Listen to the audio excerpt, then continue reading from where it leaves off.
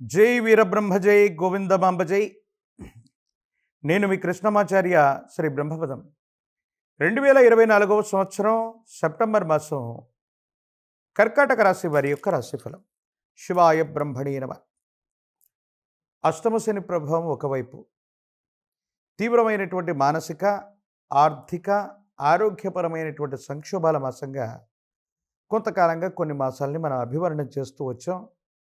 దైనందిన జీవితంలో కూడా అలాంటి ఫలితాలు కలిగాయి. కానీ ఈ సెప్టెంబర్ మాసం నుంచి మాత్రం కర్కాటక రాశి వారి యొక్క జీవన గమనం మారిపోతుంది. అనుకూలవంతమైనటువంటి ఫలితాలు రాబోతున్నాయి.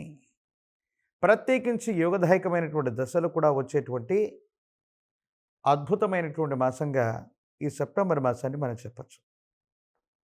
దైనందిన జీవితంలో ఎంతో కాలంగా సంతానపరమైనటువంటి అంశాలు, మీ పిల్లల యొక్క వ్యక్తిగతమైనటువంటి జీవితంలో చోటు చేసుకున్నటువంటి ఒక సంఘటన మిమ్మల్ని బాధపెడుతూ ఉంటుంది.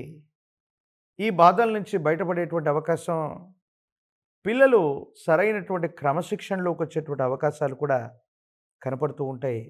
ఇది మానసికంగా మీకు సంతోషాన్ని ఇచ్చేటువంటి అద్భుతమైనటువంటి సందర్భంగా మనం అభివర్ణన చేస్తుండొచ్చు. ప్రత్యేకించి పిల్లల యొక్క అభివృద్ధి కోసం, వాళ్ళ ఉద్యోగం, వ్యాపార సంబంధమైనటువంటి విషయాల కోసం మీరు చేసేటువంటి ప్రయత్నాలు సఫలీకృతమవుతాయి. అనుకూలవంతమైనటువంటి ఫలితాలు వస్తాయి. యోగదాయకమైనటువంటి స్థితిగతుల్లో జీవితం ఉండేటువంటి అవకాశం ఉంది. ఇది అత్యంత అనుకూలవంతమైనటువంటి స్థితిగతిగా మనం భావన చేస్తూ ఉండొచ్చు. ప్రత్యేకించి కర్కాటక రాశి జాతకులకి వృత్తి, ఉద్యోగ సంబంధమైనటువంటి విషయాలు కూడా సానుకూలవంతమవుతాయి. విద్యారంగంలో ఉన్నటువంటి వాళ్ళకి, ఉన్నతమైనటువంటి విద్యను చదువుతున్నటువంటి వాళ్ళకి అత్యంత అనుకూలవంతమైనటువంటి ఫలితాలు రాబోతున్నాయి. ప్రఖ్యాతి చెందినటువంటి కళాశాలల్లో మీరు విద్యను అభ్యసించడానికి అనుకూలవంతమైనటువంటి పరిస్థితులు ఏర్పడేటువంటి అవకాశం తప్పకుండా కలిగేటువంటి అవకాశం కనపడుతూ ఉంది. దైనందిన జీవితంలో కొంతకాలం క్రితం కొంతమంది వ్యక్తులు లేదా మీకు గిట్టని వాళ్ళు మీ మీద చేసినటువంటి ఆరోపణలుగానే తేలిపోతాయి. ఎప్పుడైతే సమాజంలో మన ఖ్యాతి పెరుగుతూ ఉంటుందో అనుకూల శత్రువులు కూడా అధికమవుతూ ఉంటారు. కానీ విచిత్రం ఏంటంటే, మీరనుకున్న వాళ్ళు, మీతో పాటు తిరిగిన వాళ్ళు, మీతో పాటు ఉన్నటువంటి వ్యక్తులే కొంతకాలం తర్వాత మీకు శత్రువులై, మీకు సంబంధించినటువంటి సమాచారాలన్నీ కూడా తెలుసుకొని ఇబ్బందులు కలిగించేటువంటి పరిస్థితులకి నాంది ప్రస్తావన పలికి ఉంటారు. కొంతకాలంగా బాగా బాధపడ్డా, ఏమీ చేయలేనటువంటి స్థితిగతుల్లో ఉండిపోతూ, కాలం భగవంతుడు చూసుకుంటాడన్నటువంటి మీ ఓర్పే వాళ్లకు ఖచ్చితంగా దండన విధిస్తుంది. భగవంతుడు, కాలం వాళ్ళు చేసినటువంటి కర్మ ఫలితాలకి శిక్ష విధించేటువంటి సందర్భాన్ని కూడా మనం చూస్తూ ఉండొచ్చు. ఏది ఏమైనప్పటికీ కూడా కర్కాటక రాశి జాతకులకి అష్టమ శనిలో కూడా అద్భుతమైన ఫలితాలు రాబోతున్నాయి. కానీ కొన్ని యాదృచ్ఛికంగా ప్రమాద సంబంధమైనటువంటి సంఘటనలు కూడా జరిగే అవకాశం ఉంది. సెల్ఫ్ డ్రైవింగ్ విషయంలో తస్మాత్ జాగ్రత్త. ప్రమాదాలు జరిగేటువంటి ఆస్కారం ఉంది. అర్ధరాత్రి, అపరాత్రులు, సాయంకాల సమయాలు, ఒంటరిగా చేసే ప్రయాణాలు, సాహస క్రీడలకు దూరంగా ఉండడం చెప్పదగినటువంటి సూచన.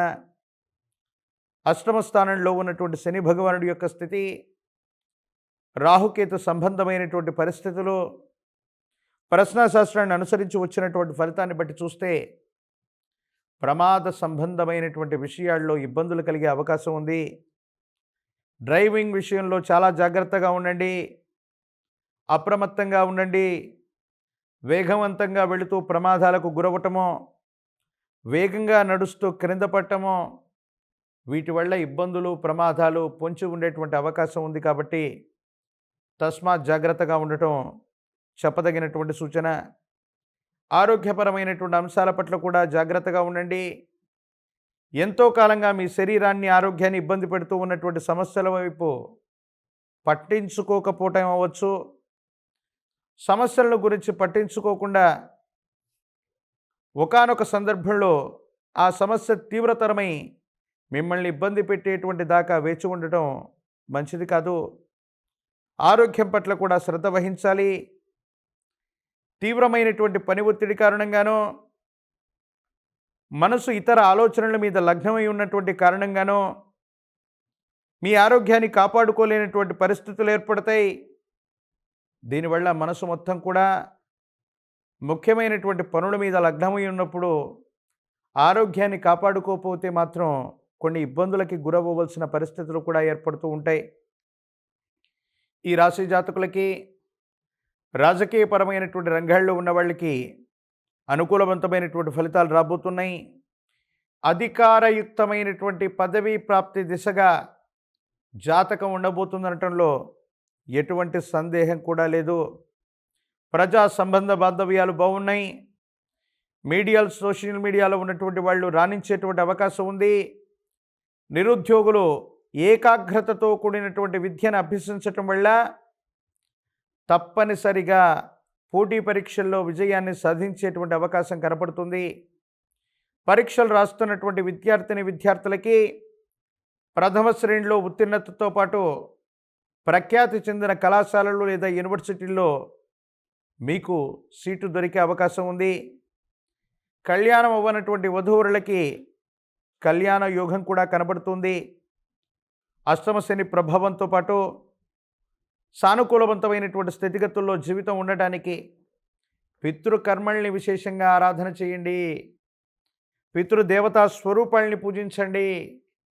అలాగే చక్కగా విశేషవంతమైనటువంటి గణనాయకుడు, విఘ్నాలన్నిటికీ కూడా అధిదేవత అయినటువంటి ఆ విఘ్న వినేశుడు గణేశుడు, విఘ్న వినాయకుణ్ణి, ఆ మహాగణపతి స్వామిని ఎంతగా పూజిస్తే మీ జాతకంలోని సమస్యలు అంత తీవ్రతరంగా తొలగిపోయేటువంటి అవకాశం ఉంది.